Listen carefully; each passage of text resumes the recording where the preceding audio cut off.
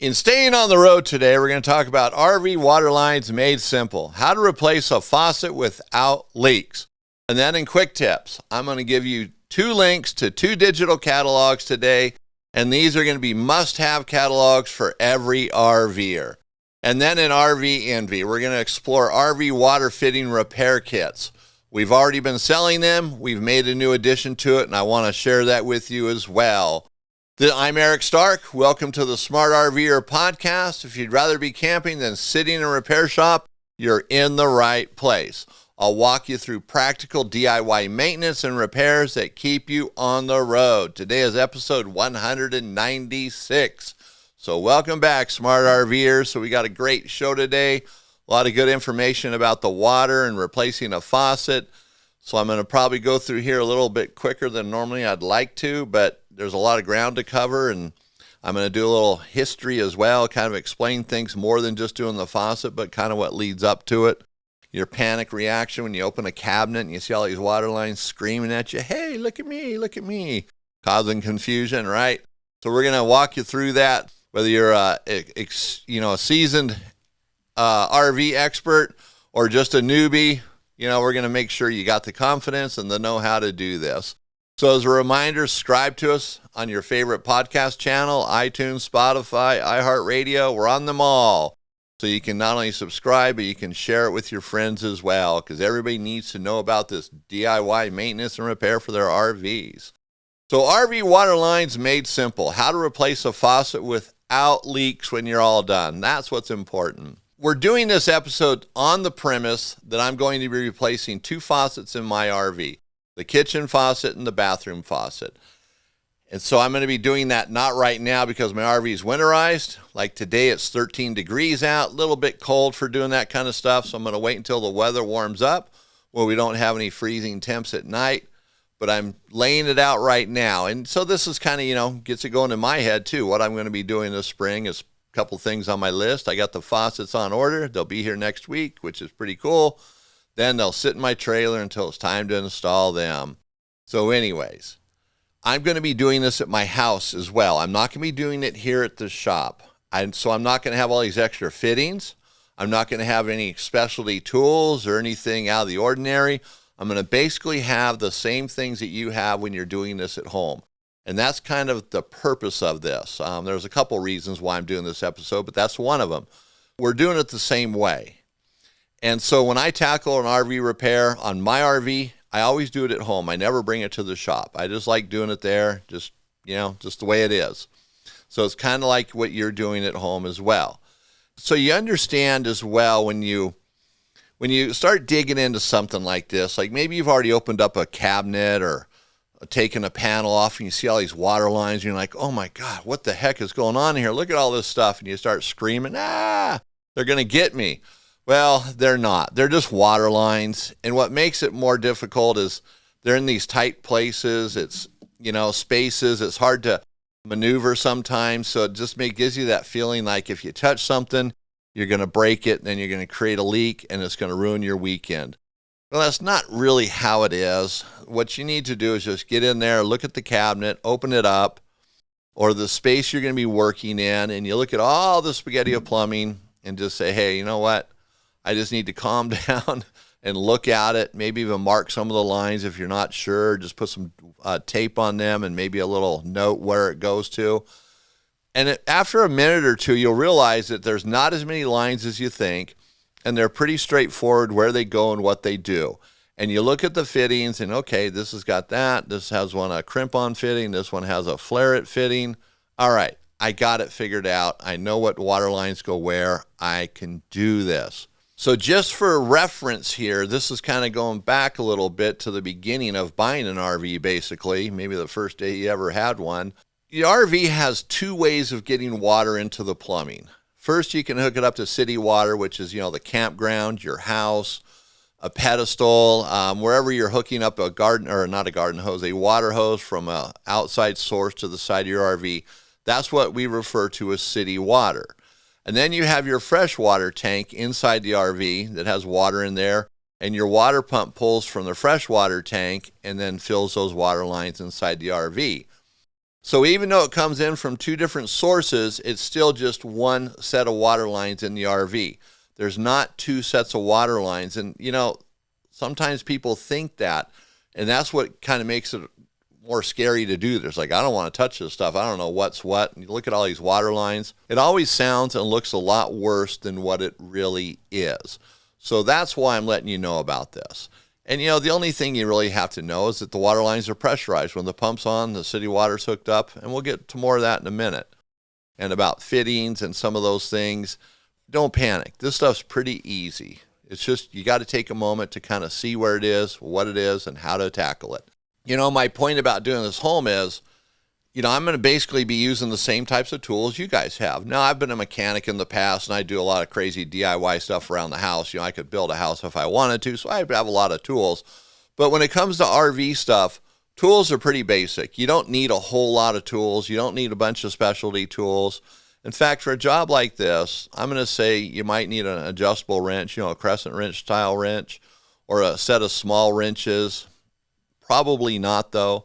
A pair of pliers, and also channel lock style pliers, maybe a Phillips head flathead screwdriver, a driver with some bits, like a drill with some bits or a driver with some bits, a flashlight or a headlamp, those things you put on your head, a towel or towels, and a little pan and a bowl to catch some water when you disconnect the water line, and your phone, because it has a camera in it.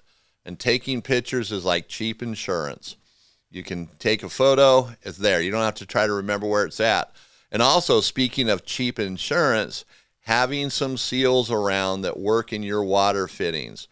Most of the seals are the same, whether you have Best Packs, you have Flare It. If it's a 1/2 inch female swivel connection, the seal that goes on there is probably pretty standard. We sell them part of our kits, which I'll get to in a little bit here. Yeah, so it's pretty basic there. So those things are inexpensive, and they're just good to have on hand. Okay, so before we really get into anything here, we've got to make sure that this is going to be a boring, uneventful process. So make sure your city water is turned off if you're connected to it. So if you have the hose going to the side of your RV and it's filling your RV with water, or, the water lines, not your RV. That'd be funny, right? All that water, have a little boat in there floating around, go fishing. No, just kidding. Make sure there's no city water hooked up or turned on. If you're on the water pump, make sure the water pump's turned off. Because what will happen is if you go to open up a fitting, crack a line, water will start spraying out like crazy, and it won't ever stop. You'll be waiting, well, I just got to let the pressure to go away. Well, the pressure won't go away because it's under pressure. So make sure you turn those off. And now on that water pump, when you turn it off, if you're concerned about somebody else turning it on, or you might bump the switch because it's where you're working, tape the switch down in the off position or pull the fuse for the water pump, whether it's on the pump or in the fuse panel. That way it can't come back on. And then open up your faucets. If you're going to be doing two faucets, one faucet, open up either one or both sides, hot and cold. That'll let all the water drain out. It relieves the pressure. That way there's no surprises. You're not going to crack that line, like I said, and water comes spraying out. Now, you will get a little bit of water, but it's not going to spray out. It's going to dribble out. So don't panic there. If you're doing a bathroom faucet, it's not nearly as scary because generally you have two water lines going up to the faucet. Pretty straightforward. But if you're doing a kitchen faucet, the water pump might be nearby. There's lines that are going to go to the tanks, and you might have a winterizing kit on the water pump, which adds another line, another valve, another fitting, a little lever. And so oh my gosh, what is going on here? Don't panic. It may look complicated, but it's pretty simple.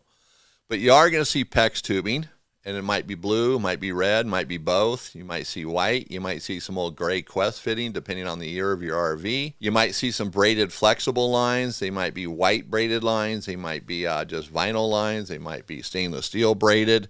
And they generally will have fittings on the end kind of built into them, like what you see in a house. That's okay. And then the fittings, of course, are plastic.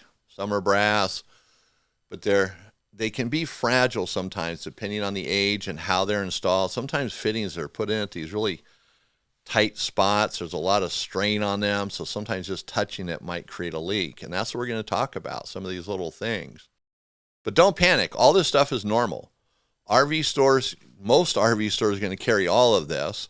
And some of the braided lines, like if it's a stainless steel braided line, you can get that at a hardware store if your RV store doesn't have it. Just make sure the collar on it or the nut is taller, because sometimes those braided lines have very short nuts and they won't screw onto the fittings because of the way they're designed. They're designed for brass fittings and not plastic. So make sure it has a tall collar. And then when we're tightening things up, we'll get to it again. We just don't want to over tighten them in case you're thinking about that. We'll discuss that, get it just so. Okay, so now we're going to get into removing the faucet. So we're digging into it now. You know, if you're not in your RV, you know, imagine you're there and you've looked at this and maybe you've already seen some of this. Maybe you've done one faucet and it was kind of a hassle. And now you're thinking about doing another one, but visualize it. So you want to put a towel underneath the faucet in that area where you're going to be working, or towels depending on what's going on in there. It might take several to kind of cover it. You know, one of the reasons why it's good to do that is one, to collect the water so it doesn't run under the walls and keep things wet. And two, when you're all done, you want it to be dry in there. And so the more water you catch in the beginning, the better it is. Because you don't want water to be on the floor thinking, oh, it'll dry. But how will you know if you have a leak? Sometimes it's harder to tell. That's why you want to have the towels or a little pan to catch that water. And sometimes more water will come out than what you anticipate. You know, depending on the line, it might drop down a little bit. You might get a half a quart of water, a little cup. It just depends. So just be prepared for that. Here's an important thing too. When you're loosening the fittings on the faucet, if you can, it's easier said than done because you're in a tight space. If you hold the water line in place so it doesn't twist or drop down, it's better, because sometimes the water line can turn and it might damage something else, or it might drop down, or you let it fall, even though it's not falling very far. Just the weight of it with the water can maybe spin it on another fitting, and then that creates a leak. Be surprised sometimes that other leaks will creep into this. So that's why it's being careful is part of the process. If you go in there like a gorilla, you might be replacing a whole lot of fittings or reclamping connections or retightening things. So try to avoid that. And also, to give you some more room in there, if you're cramped for space, this may or may not apply to your RV. Sometimes there's drawers you can take out, get them out of the way, and it might not directly be able to help you, but it might indirectly help you. And also, if you have a panel, sometimes there's inspection panels you can take off, maybe 4 screws, get that out of the way. It's easier to do some of these things up front than once you're into it. You know, you're less likely to, oh gosh, I better take that panel off. If you already have it off, it's out of the way, it's done. And then you're not as in a big of a rush doing it, less likely of damaging something, yanking on something you shouldn't have. So you're going to get into this spot and try to make it easier to get there. Now you're doing it. So you've moved all that stuff, everything out of your way. You've seen what you have, and you're disconnecting the water lines. You drop one down, you unscrew it, and remember they turn to the left to loosen, right to tighten. So left to loosen. It drops down, some water leaks out. Okay, good. Now you go to the second line, do the same thing. Now this sounds easier as I'm walking you through this, but it's going to be harder in real life in a lot of cases, or in some cases. I don't want to scare you here and say a lot of them. Like I said, bathroom faucets are easy. Some kitchen faucets are simple too. They have an access panel that takes you right into the back of them, depending on how your RV is laid out. So you take those lines, and now they're there. And another thing too, I should have said this earlier. If your water lines are the same color and you're not going to be able to tell how they go back on because of the way they're designed, you know, sometimes they could cross over hot and cold. I mean, it's not the end of the world if you hook them up backwards, just your faucet will be opposite. But you can put a piece of electrical tape on the cold line or the hot line, you pick, and you can even mark it on the wall or the bottom of the sink. You know, cold is electrical tape, cold is black tape. I have a lot of colored tape at home, red, bling, blue, yellow, all the different colors of electrical tape, so I can mark things accordingly. And that makes it easier. And you just have to mark one side, mark the cold or the hot, and then you know. So that way, when you take off the water lines, if they do cross over, it's not a guessing game. You just, oh, there's the cold one. It's got the tape on it. Put it back up. So now after you take the faucet out, You want to clean off the counter, get any silicone off or any silicone or sealant someone might have put in there, the mold, the dirt, the nasty stuff, get it all spotless clean, set your new faucet in. And as I say that, I'm thinking about, I've been describing a faucet that basically has two stems that come out of it, which is kind of a more common faucet in RVs, although newer faucets have a single stem. So a double stem faucet, they always have 1/2-inch pipe thread, male pipe thread, and they're always 4-inch or 8-inch on center. Maybe that's the faucet you have. Now, if you have a single lever faucet and it just has one spout coming out of it, you know, it might be 1.25 inches in diameter, that'll have pigtails coming off of it. And an RV faucet will always have 1/2-inch male pipe thread on those pigtails. And I say RV because on the Jungle website and the garage sale website, they sell faucets as RV, but they do not have the 1/2-inch male pipe thread. That will throw you for a curve if you get the wrong faucet. So make sure you got 1/2-inch male pipe thread, because 99% of the time that's how the RV is plumbed. 1/2-inch pipe thread fittings throughout. RVs are pretty clear that way.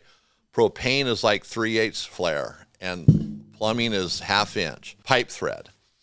Whether you have one or the other, it's kind of the same thing. And, you know, I should have said something about that as well. When you're before or after you disconnect the water lines, you have to undo the nuts that are holding the faucet to the counter.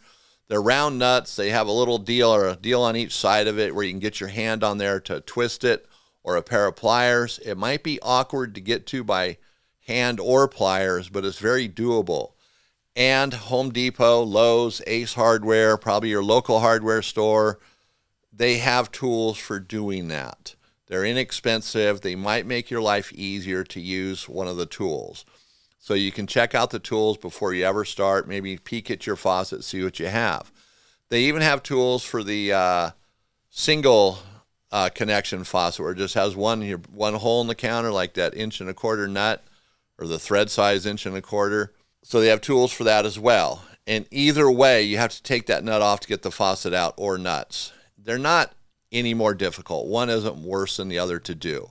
They're both pretty straightforward. And your new faucet, which you're already going to have it more than likely, will show you how it's put together. I would buy the faucet first, and that way you have it there. So you've made sure the counter's clear and clean, nothing there. You set the faucet in, it fits, it's going to work. There's not any issues. The stems are going through the counter.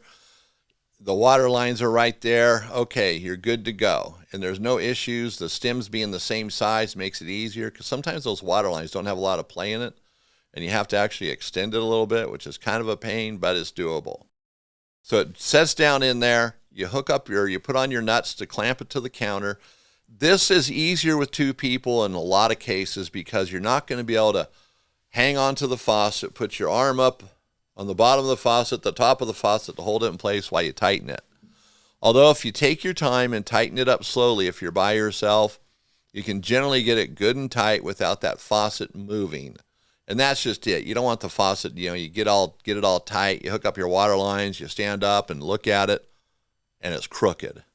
One side's right next to the sink, the other side's off by 3/4 inch. Oh man, what did I do? Then you got to go do it again.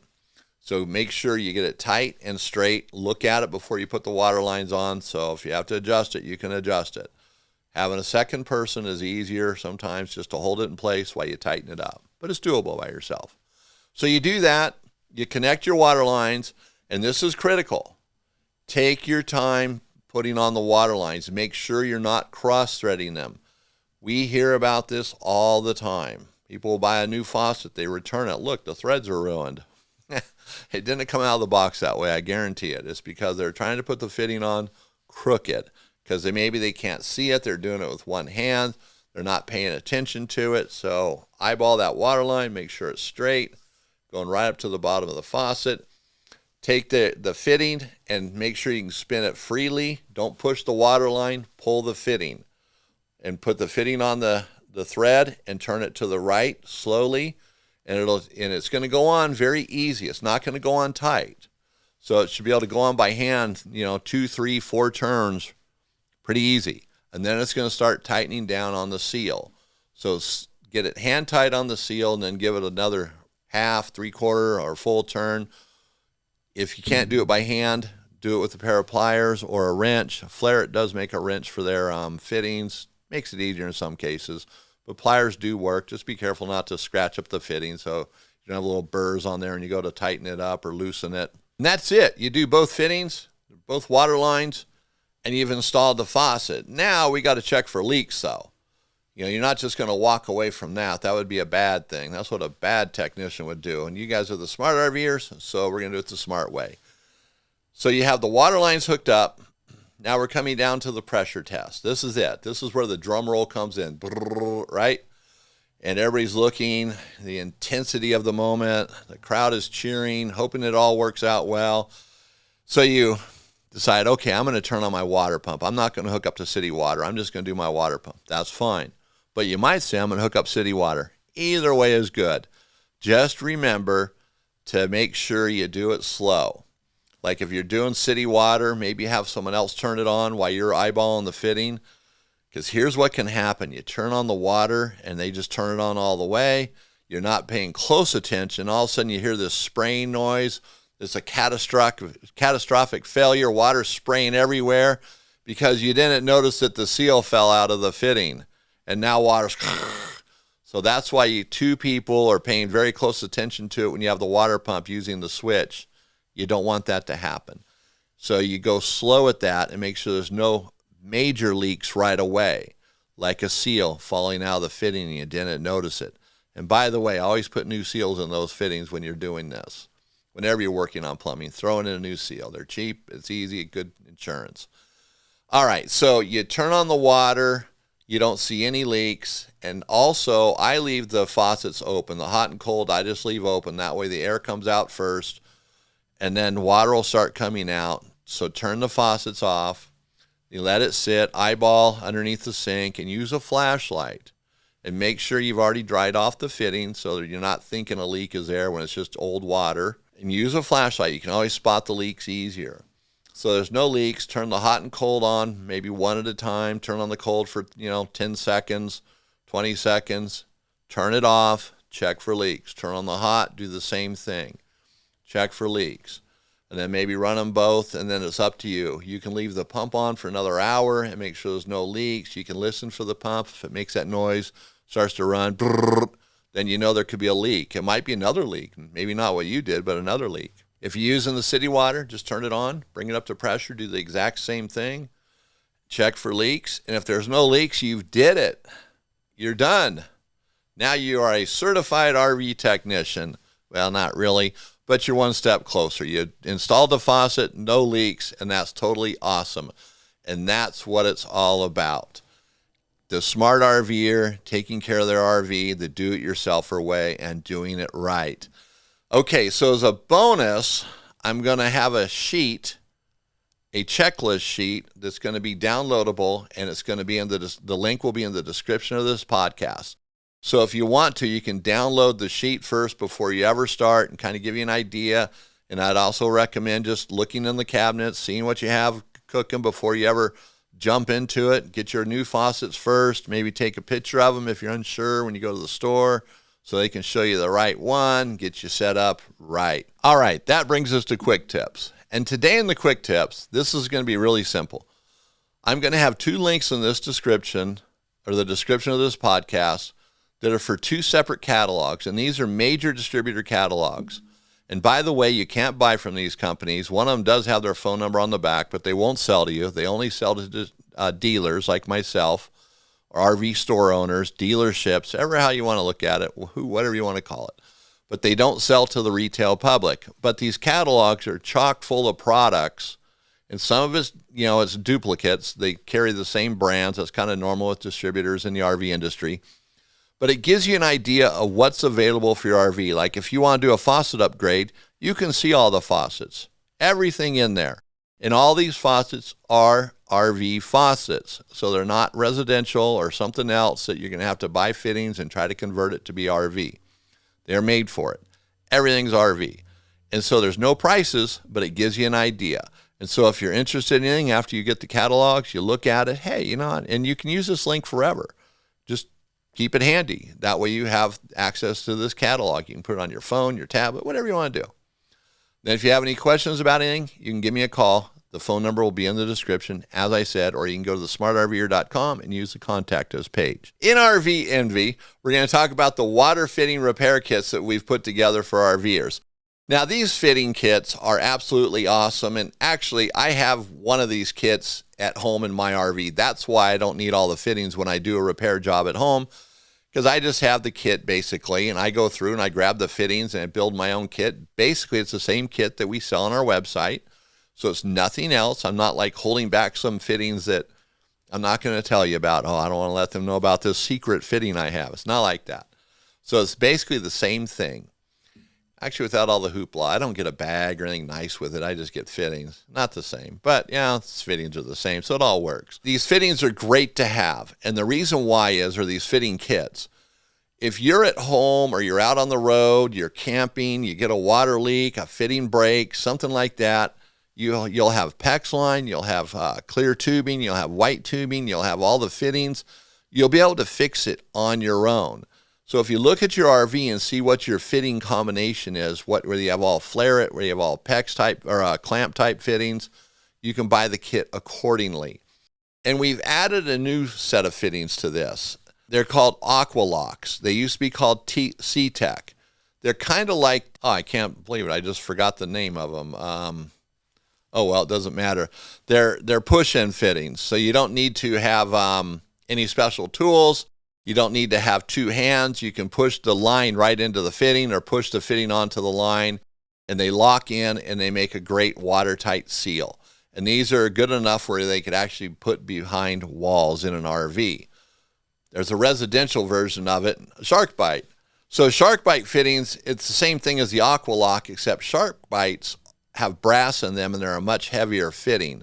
So for RVs, they're not the same thing because they're too heavy. You start putting all these Shark Bite fittings in there, your water lines are probably going to start breaking and leaking because of the weight bouncing down the road. You don't want that. So the Aqua Lock fittings are the solution for that. And the reason why we're doing these is because sometimes a fitting can be so hard to get to that all you can do is just like kind of push a water line, and there you go.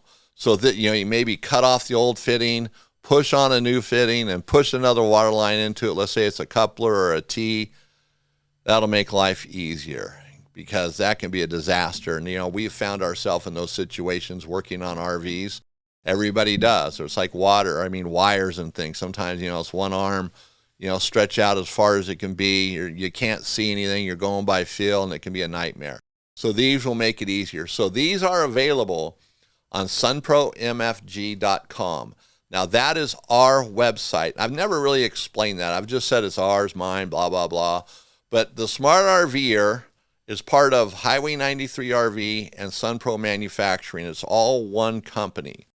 And sunpromfg.com is our website where we've been selling sunshade products on it for ages, for decades. And we've been slowly adding different products that we present through the podcast. So they are available there. So check them out. You guys will absolutely love it. These kits are ideal to have in your RV in case of an emergency. And if you find a kit and you need it modified, you can give us a call. We can make some modifications to it to personalize it. But they're curated pretty good right now, so it's a pretty good kit. Okay, as one final reminder as we come to the end of the show, sign up for our newsletter. And as I said in our previous podcast, that we're going to be getting on the ball on this. Some people have been signing up, not getting newsletters. We just haven't been good at that. So we are changing the game here. We've been working on things on the backside, trying to make the podcast better. And the newsletter is going to be part of it. More information for you. And it's not just going to be the humdrum garbage in your inbox. We don't want to do that. We're going to give you something of value every time. So our next episode is going to be episode 197. And today it escapes me what that's going to be about. But it's going to be a good one. That I guarantee. Episode 197. So that's going to do it for today's episode of the Smart RVer podcast. Thanks for listening. I'm Eric Stark, and if you'd rather be camping than sitting in a repair shop, you're in the right place. Until next time, take care of the little things and enjoy the trip.